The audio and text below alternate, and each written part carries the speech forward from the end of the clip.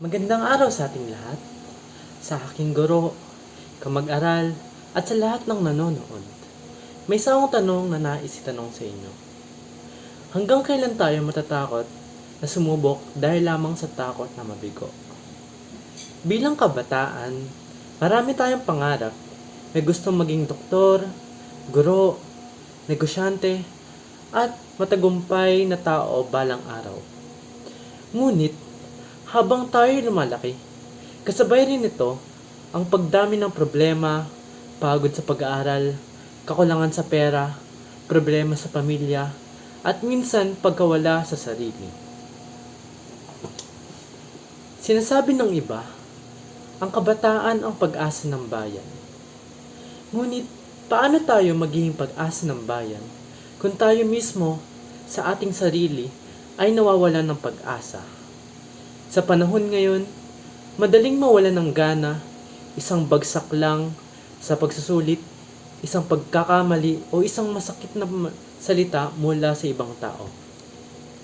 Parang gusto na nating tumigil, di ba? Pero tandaan natin, ang kabiguan ay hindi katapusan. Ito ay bahagi ng proseso para maging matagumpay. Hindi sa sukatan ng pagkatao, ang dami ng beses na tayo'y nabigo. Ang tunay na mahalaga ay kung ilang beses tayo muling bumangon. Marami sa atin ang lumalaban araw-araw. May mga sadyanteng pumapasok kahit gutom. May mga kabataan nagtatrabaho habang nag-aaral. May mga taong tahimik na umiiyak gabi-gabi dahil sa pressure at pagod.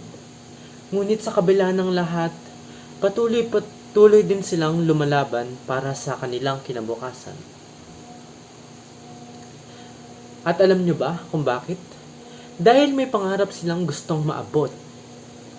Mga kapwa ko kabataan, huwag nating hayaan kontrolin tayo ng takot. Huwag nating ikahiya ang ating mga pagkakamali dahil dito tayo natututo. Hindi man tayo pinakamatalino o pinakamayaman, basta may tiyaga, disiplina at pananamantala, basta may tiwala ka sa sarili, malayo ang ating mararating. Tandaan natin, ang edukasyon ay hindi lamang tungkol sa grado. Ito ay ang paghahanda para sa tunay na laban sa buhay. At sa bawat araw na hindi tayo sumusuko, ay isa na yung tagumpay.